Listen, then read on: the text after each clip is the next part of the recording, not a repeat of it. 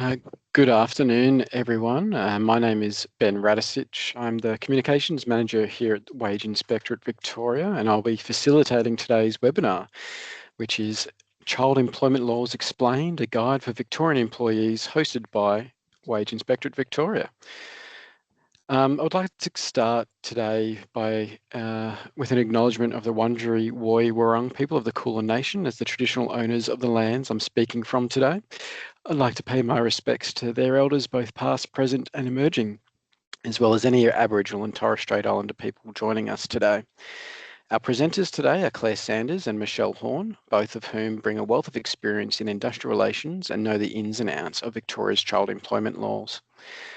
Claire leads our advisory services and licensing team here at WIV and has over 10 years experience managing frontline teams across local and state government.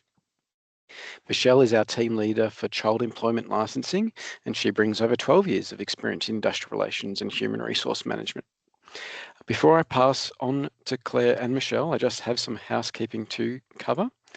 Please note that we cannot provide legal advice, and the content of today's presentation is for educational purposes only.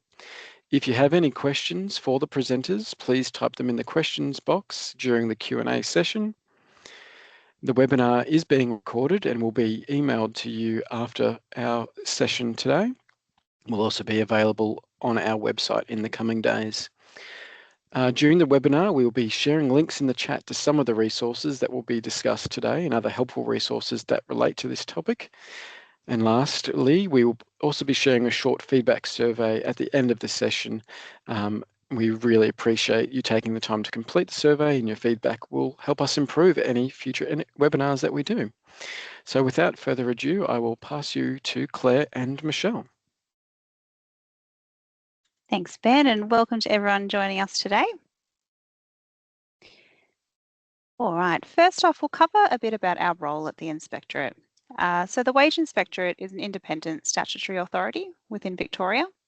We promote and enforce a range of Victorian employment laws covering not only child employment and child safety, but also long service leave and independent contractors in the transport and forestry sectors. Under the Child Employment Act of 2003, we also administer the licensing scheme for child employment. Victoria's child employment laws help keep kids safe in the workplace, and our role at the Inspectorate is to make sure that kids are protected from work that could harm their health or well-being. And that also includes employment arrangements or duties that could adversely impact a child's development or their attendance or benefit at school. Employing kids under 15 can be a win-win, with businesses getting additional help during peak periods and kids getting valuable experience in the workforce. However, it must be done safely and legally to prevent harm. Next slide, please, Ben. Thank you. In addition to assessing child employment applications, at the Inspectorate we also provide education to employers. We conduct information campaigns out in the field, particularly in areas where children are more likely to be employed. And we conduct compliance audits and investigate child employment breaches as well.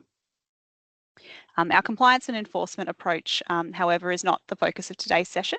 Today is all about helping educate employers who may be new to the licensing scheme or need a bit of guidance to help comply with the obligations. From the outset, there's also a few things the Inspectorate can't assist with.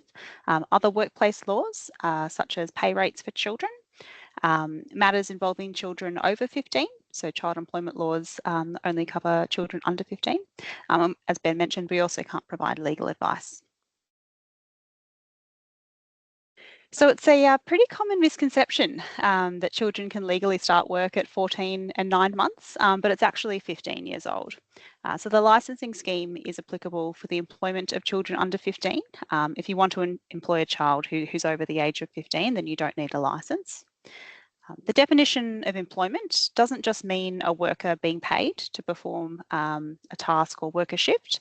Under the Child Employment Act, the definition of employment is deliberately wide, so it extends beyond regular employment contract type work to make sure other arrangements involving children in employment-like work are covered too. So when assessing whether an arrangement between an organisation and a child might be considered employment, it's important to look at who actually benefits from the work being performed by the child, and also whether the child is subject to direction about how that work is to be performed. There's two types of licenses, one for general industries, such as retail or hospitality businesses, and one for the entertainment industry, such as TV productions, still photography or theatre productions. The different license types do have slightly different requirements, which we'll cover throughout this session. Most importantly, licenses are free and they last for 1 or 2 years. So if you're unsure if you might need a license, it doesn't hurt to apply, and our licensing team will be able to assist you through the application process. There's also some activities that are not considered employment, and these are specifically referenced in the Act. So the laws don't apply to children participating in a religious service, participating in a project for a school, or tutoring and babysitting, if only the child benefits financially and not others. So if they're working as part of a company, then that may be considered employment. Next, we'll go through some further examples of when you may or may not need a licence, which you'll see on the screen. So it is important to note these are examples only. It's not an exhaustive list. We do also have a quick decision tool that's available on our website, which will help you determine if you might need a licence. And this resource will be posted in the chat shortly. So in one of the examples you'll see on screen, a 13-year-old is assisting with coaching at a martial arts studio. So while the child may not receive a wage for the arrangement, the martial arts studio benefits by not having to hire and pay another coach. And the child would likely also be under direction about how to coach the other participants in the class. So in that scenario, the arrangement's likely to be considered employment, and the martial arts studio would need to obtain a child employment licence, specifically a general industry child employment licence. But there are, of course, some arrangements that don't require a licence. The most common scenarios involve family businesses, where a child's parents may own and operate the business, or formal work experience programs organised through a child's school.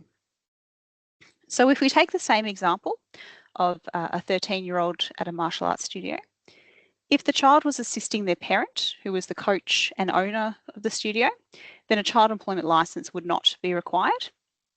However, there's some obligations under the Act that do still apply to family businesses, such as adequate supervision of the child. And if the child's employed in a family business, they also can't work during school hours or in roles that may be harmful to their health or well-being, so on a building site, on a fishing boat, or doing door-to-door selling. Similarly, if the child was assisting with coaching as part of formal work experience arranged through their high school, then a licence would also not be necessary. Next, we'll go to Michelle to cover applying for a licence. Thanks, Claire. So yes, I'm going to talk to you about applying for a licence and the ins and outs of that. So if you've never had a licence to employ children under 15 before, the first step is to create an account on our child employment portal. There is a link to this page on our website, and it's shared in the chat, or will be shared in the chat. Make sure that you use your own up-to-date email address, and this is shared, and as we are upgrading our portal security, and you will be required to verify your account each time you log in by receiving an email. We've now have a new multi-user portal feature as part of this. So the next step will be to register your organisation in the portal. If you already have a licence, you may have an organisation profile already in the portal. If not, give us a call. Once your organisation registration is approved, you can add more users as either administrator, editor or viewer. These users must first create their own portal account, and then they can request access to the organisation. This means that multiple people within your organisation can manage your portal account, and it also means that if anyone leaves the organisation, they can be removed and replaced with another user. Step 3. Once you have registered your organisation, you can now complete an application for a child employment licence. You will be asked to provide information about the employer's details of nominated officers and employer representatives, only if entertainment, and complete a few declarations, including a fit and proper person declaration.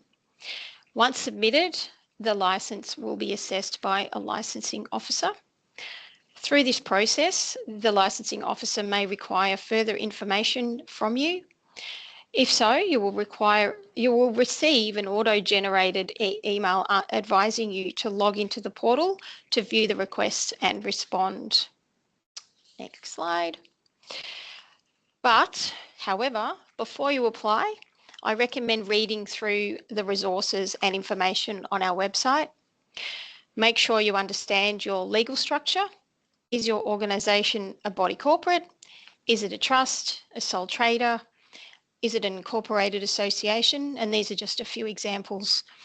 Make sure the right people in the organisation are listed on the application. So for a bit of assistance there, an officer must sign both the declaration in the application and the fit and proper person declaration. Who is an officer, you may ask? It means a person with significant decision-making powers within the business, such as an owner, a director, a partner, or an executive. These people are called officers under the law. All applications must have a nominated officer. This is someone who is responsible for ensuring that the licence holder complies with the child employment laws and conditions of the licence, participates in or makes decisions about a child's employment, and has knowledge of the work that the child or children do. Furthermore, an employer representative is required for entertainment licences only. This is someone who directs the work of the children, and they must have a working with children check, or clearances that they're now known as. The employer representative may also be the supervisor of the children or the child. Make sure that you understand the role and duties of the children that you intend to employ, as well as any hazards. This information also needs to be included in the application. And finally, the fit and proper person declaration. This is a legal document. This document helps us to ensure that applicants are fit and proper to employ children by seeking information on their compliance history with workplace and other relevant laws. It also helps us consider matters like integrity and whether a person has criminal convictions in relation to offending against children. Next slide. Keep your licence up to date. This is an important obligation of a licence holder. So you need to keep the licence up to date and notify us each time you employ a child. These obligations can be carried out using your portal account, so it can all be done in the one place. More specifically, when notifying us using the online portal, it is preferable that we're notified before the child starts work. The details you will be required to enter into the portal about this work includes the duties, intended hours, the child's and the parent's details, and a few other bits and pieces. You're also required to advise us of any changes to the licence by submitting a variation application. Changes include adding or removing nominated officers and employer representatives, or business details such as business addresses. Your obligations. So a bit more about your obligations under the child employment legislation and also under the licence. So light work, this part is about light work. So what is light work? The law talks about children under 15 only doing light work. This will differ from child to child depending on their age, experience, or even the workplace and what safety measures are in place. The licence holder's role here is to ensure appropriate risk mitigations are put in place to ensure children only perform light work. You also must comply with the OH&S Act. So there's some examples on that slide of work that may not be considered light work. Manually lifting heavy items, working with or near cooking equipment, emitting high heats, working with sharp instruments, power tools, working near moving vehicles, working at heights, uncontrolled animals, extreme weather conditions. These are just some examples, but there are others that might be more dangerous for children, like working around bodies of water, for example. We've just posted in the chat some resources around how to keep children safe at work and how to mitigate and identify hazards and risks. So they're really good resources. So the types of work, thank you for the next slide. The types of work on the previous slide are considered likely to be harmful to a child's health or safety unless the risk of harm is managed to minimise the risk. So some examples of risk mitigations are listed here, and the controls listed are a guide only, definitely not set in stone. A child using a slicer, that's not light work. Risk mitigations applied may reduce the risk. So for example, training and safety induction, cut resistant gloves, safety guard, supervision while performing the task. They're just a few things. Next example, child working in or near a pool. Some of the mitigations could be having a lifeguard on duty, having children that know how to swim. They'll be supervised at all times with appropriate pool fences, and children will be isolated away from the pool. So those are also things you could do. And as I said, there's some great resources that have been posted in the chat in relation to light work. Next slide. Prohibited work. There are certain types of work that are prohibited under our legislation. Prohibited work includes working on a building site before lock-up stage. So that's one. Working on a fishing boat and also selling door-to-door. Those are prohibited types of work. That's a short and sweet one. Next slide. Over to you, Claire. Thanks, Michelle.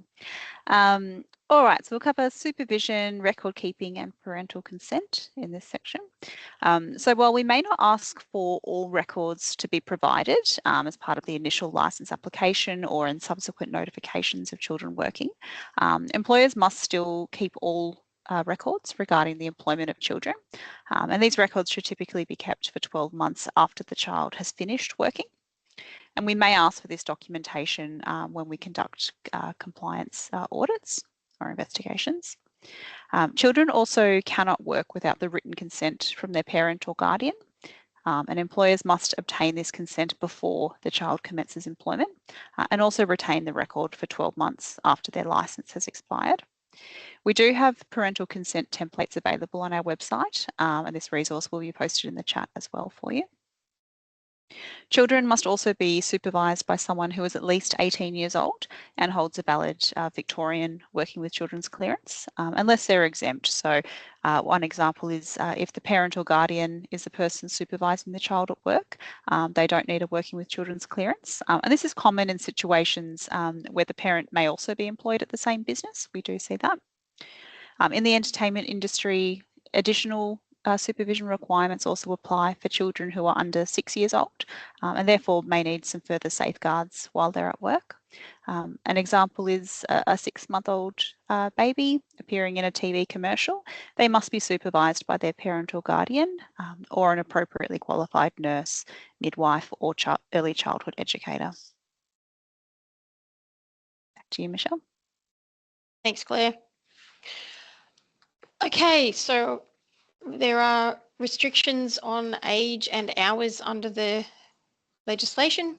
So in Victoria, children can deliver newspapers and advertising materials from the age of 11, but once they turn 13, they can then work in most other industries. For example, retail shops, cafes or restaurants, to name just a few. There are restrictions on the hours of work per day and per week that a child under 15 can perform. This is also dependent on whether the work is performed during school term or school holidays. So during school term, 3 hours per day, 12 hours per week, and during school holidays, children can work more hours, 6 hours per day, 30 hours per week. Children under 15 require additional rest breaks as well, a 30-minute break every 3 hours. There are different rules again for children working in entertainment. There is no age limit for working in entertainment, but there are industry-specific rules that apply, including different requirements for hours of work. We will look at this on the next slide. Okay, we're going to post another resource in the chat. So this is the mandatory code of practice for the employment of children in entertainment. This code provides special rules that apply to the employment of children in the entertainment industry, and these are outlined, as I said, in the mandatory code. There will be a link to it in the chat, which we already have. Employers in this industry should familiarise themselves with the code and the types of work that make up the entertainment industry. It outlines additional requirements for supervision. Claire's outlined a little bit of that applies in entertainment. So yes, there are special rules for babies under 12 weeks and rules for those under 6 years of age. General duties, for example, the provision of food, drink, clean and accessible toilet and change rooms, and not casting children in roles or situations that are inappropriate. It also has special hours of work provisions. There are 2 sets of rules regarding hours of work in entertainment, one for live entertainment, such as musical theatre, plays, opera or catwalk modelling, and one for recorded entertainment, such as film, TV, radio or advertising.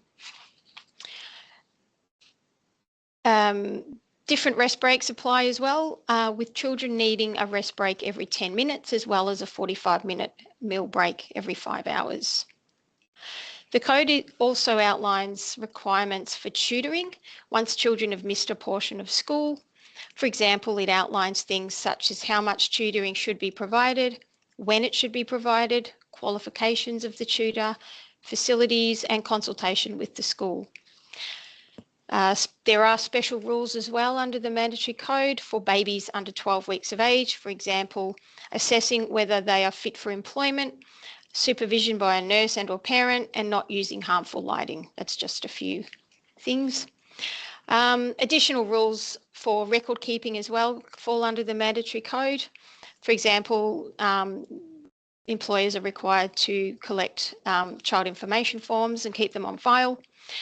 And finally, parents and guardians must be provided with a summary document of the code, and a link to this is also being posted in the chat. That's it for the mandatory code. Over to you, Claire. Michelle. So as Michelle's just referenced, particularly in the entertainment industry, there may be occasions where work can't be rescheduled and a child during school hours. So things like a matinee showing of a theatre production or a TV series filming in the middle of the day. And it's important to note that a child cannot perform work during school hours unless a school exemption is approved from the Department of Education. As previously mentioned, the purpose of the child employment laws is to make sure the child's development and their attendance or benefit at school is not adversely impacted by the employment. So if a child is provided with a school exemption to work during school hours, as Michelle's mentioned, additional supports and strategies may need to be implemented to make sure that the child's education isn't impacted. So things like tutoring or private transport to and from the workplace to minimise travel time. School exemptions are not common in general industries, so retail and hospitality is an example. So further advice from the Department of Education would need to be sought by the parents of the child in those scenarios. Employers of children under 15 must also comply with child safe standards in Victoria. So there are 11 standards in total. Each one helps ensure child safety is really embedded in the day-to-day operations of the organisation and helps keep kids safe from abuse and neglect. So as an example, we won't go through each of the 11 standards, but as an example, standard number 7 provides that employers must ensure processes for reporting complaints or concerns are child-focused, meaning that children understand how to make a complaint about inappropriate conduct, and others in the organisation also know how to respond to those complaints. So these standards are applicable to a range of organisations, even if they don't employ children under 15. So businesses who provide services or facilities for those under 18 years old are also covered by the child safe standards. So it is really important that licence holders understand these standards, and we do have a comprehensive resource with examples about how each child safe standard can be implemented by organisations. That's available on our website, and I believe has been posted in the chat as well. Thank you. All right. Thank you, Claire and Michelle, and thank you for that. We will move into the Q&A section of today's webinar now. So if you do have a question at the top of the meeting, there is a Q&A button. If you type your question in there, we will answer it. So the first question, Claire and Michelle, is from Liesl Egan. And so, question from the entertainment industry. The forms for each child can become onerous when we're filming with schools or multiple children. Is there any future plan to possibly combine the child info form and parental consent form? When tied together with a school exemption form, parents are required to complete 3 forms. And it can sometimes be a barrier with English as a second language, or if parents don't have home computers. Yeah, I'm happy to answer this one. So Lisa, there are some things that we have on the horizon next year to improve some of our systems. And as part of that, we'll be looking at trying to condense some of the the administrative burden for licence holders to make things easier. We do have lots of forms that do need to be filled in, as you've mentioned. So in the first half of next year, we're looking particularly around how licence holders notify us of children working, because for some employers, they employ a lot of children, and therefore there's lots of information that they need to provide to us. So as part of that project and system update, we will be looking at how we can improve some of the our forms to make it easier for not only licence holders but also the parents of the children as well. So stay tuned. Hopefully that answers your question. I think I got a round of applause emoji. That's a good sign. Thank you, Claire. We're also very open to feedback about our systems and processes. We're always looking for ways that we can make compliance easier for licence holders. So more than happy to hear our feedback there. Thank you. And just one from the chat from Tim. Are there specific school hours? Is Monday to Friday 9 to 4 or 5, for example? I can answer that one. So school hours are generally what are deemed to be school hours under the Education and Training Reform legislation under the Education Department. So that would be when kids are generally required to attend school. But no, we don't have any specifics around the actual hours. Thank you, Michelle. The next question is from Brendan. You'd just like to confirm that employ also includes volunteers, example, canteens, workers at sporting clubs. Yep, I can do that one as well. So for our Act defines what employment is, and we've gone through that.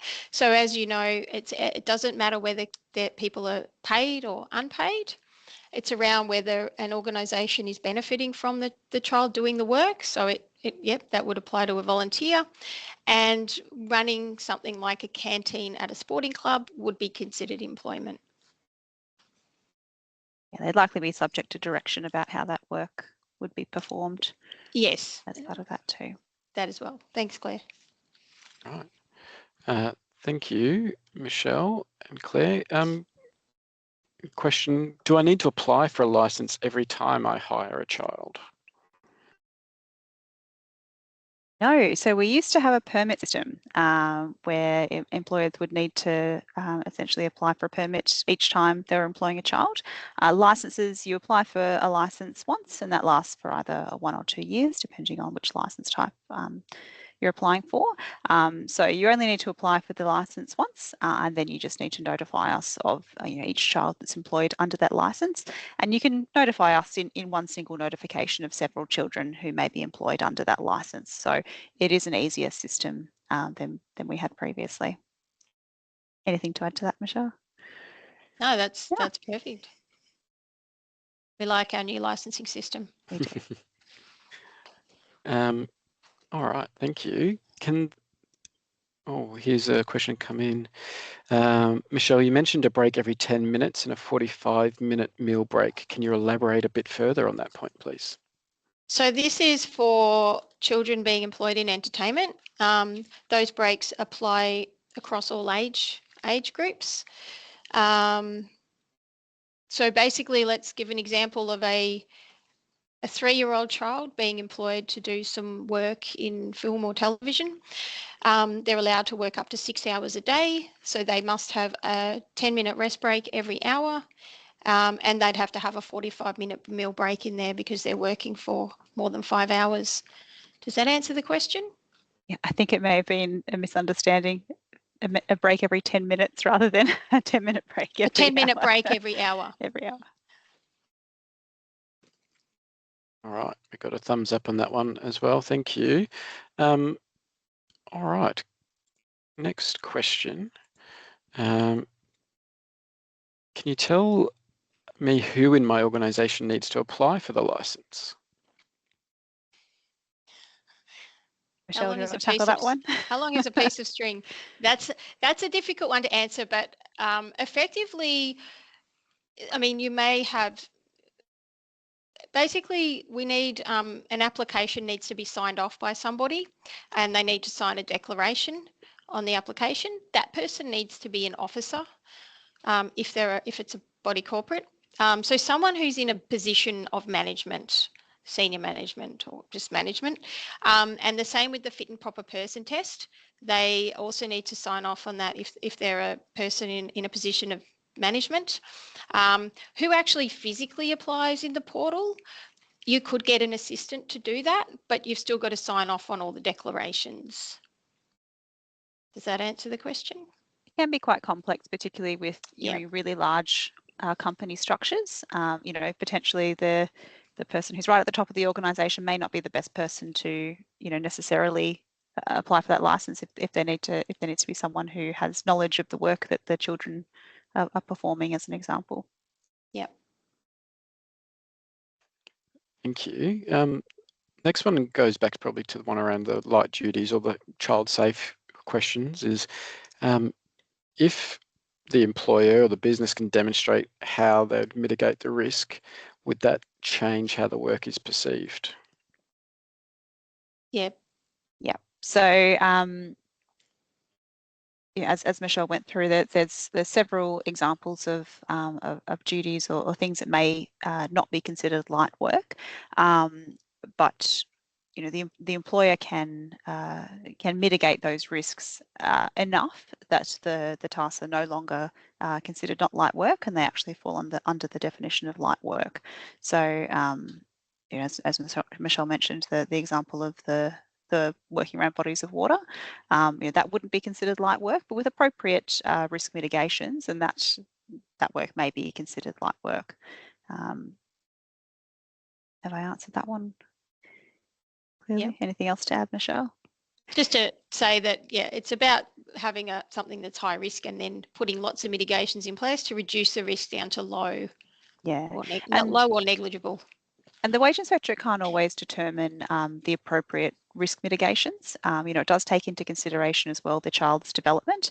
In the example of the working around bodies of water as well, children who know how to swim, being around bodies of water, of course, is far less risky than, children who don't know how to swim or very young children like babies. So we can't always, on face value, determine what those appropriate risk mitigations are. It's up to the employer to make an assessment, and we have some really good resources, as does WorkSafe, on keeping kids safe in the workplace.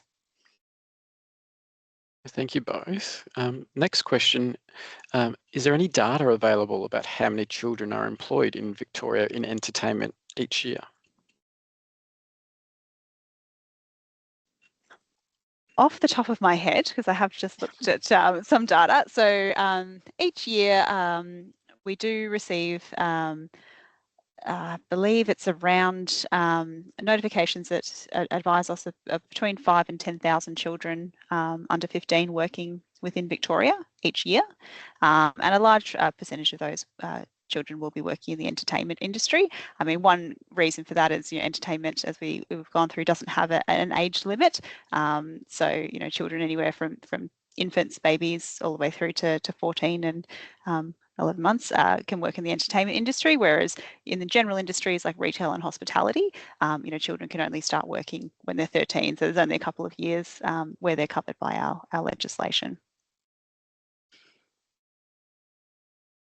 I hope that's All right. answered that question. I was going to Thank add to you. that, we have a significant, I can't give numbers either, but quite a significant number of children working in general industries as well nowadays. Yeah, and particularly in holiday hotspots, you know, a lot of regional areas rely on a children under 15 for retail and hospitality peak periods, and they can of course apply for a license to get some extra resources over those really busy peak seasons. Right, thank you both. I've got one more question here at the moment, so if anyone does have any other questions, please whack them into either the chat or the Q&A.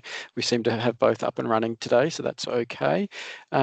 So during the application process, is there a difference in registering your organisation if it is a trust or a body corporate? Yes, if we trusts themselves can't actually be license holder. It has to be the trustee of the trust.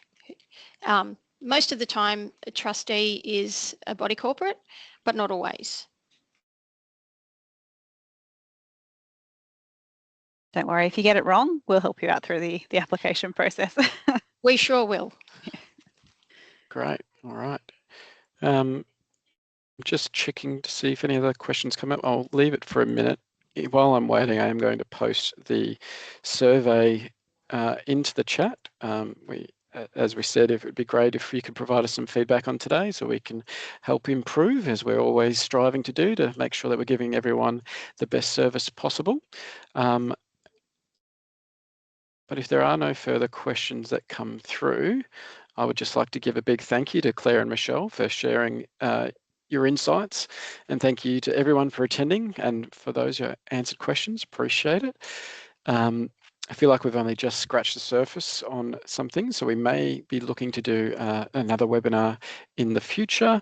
If you haven't already, please subscribe to our newsletter so you can stay up to date with workplace laws and be notified of future webinars. I'll put a link in the chat for that shortly as well. As I said, before you leave, it'd be great if you could click our short survey because we would greatly appreciate your feedback. And if you have any further questions, you can contact our friendly advisory team at on the contact details on the screen, which I will change the slide for everyone now. And you can also submit an online inquiry or give us a call. So thank you again for taking the time to join us, and we look forward to seeing you at our next webinar. Until then, please stay safe and enjoy the rest of your week. Thanks, everyone. Thanks.